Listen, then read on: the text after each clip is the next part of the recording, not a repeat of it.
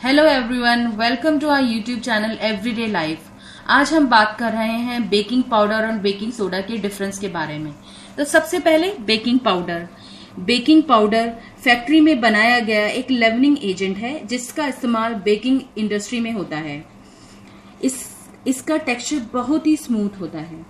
ये देखिए कितना स्मूथ टेक्सचर है इसका। और इसमें एक पार्ट कार्बोनेट और एक से अधिक पार्ट वीक एसिड मिलाए जाते हैं। इसके इस्तेमाल से ही केक का, ब्रेड का बैटर फूलता है, सॉफ्ट और फ्लफी बनता है।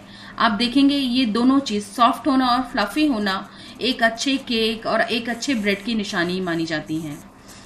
इसको हम बड़ी आसानी से अपने घर में भी बना सकते हैं, जिसके लिए हमें एक पार्ट बेकिंग सोडा और 2 पार्ट क्रीम ऑफ टार्टर मिलाने पड़ते हैं।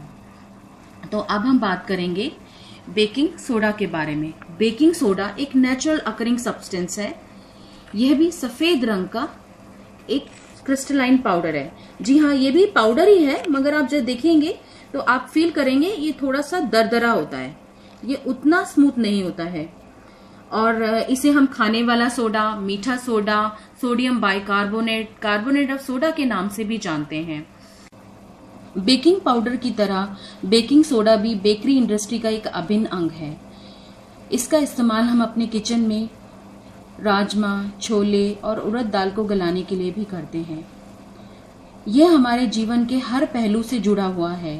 इसके गुणों के बखान के लिए इस तरह के 1000 वीडियो भी कम पड़ेंगे। कम शब्दों में बोलूं तो ये कुदरत के द्वारा दिया गया एक अनमोल वरदान है। इसका इस्तेमाल हम एसिडिटी दूर करने से लेकर कैंसर जैसे जटिल रोगों को दूर करने के लिए कर रहे हैं।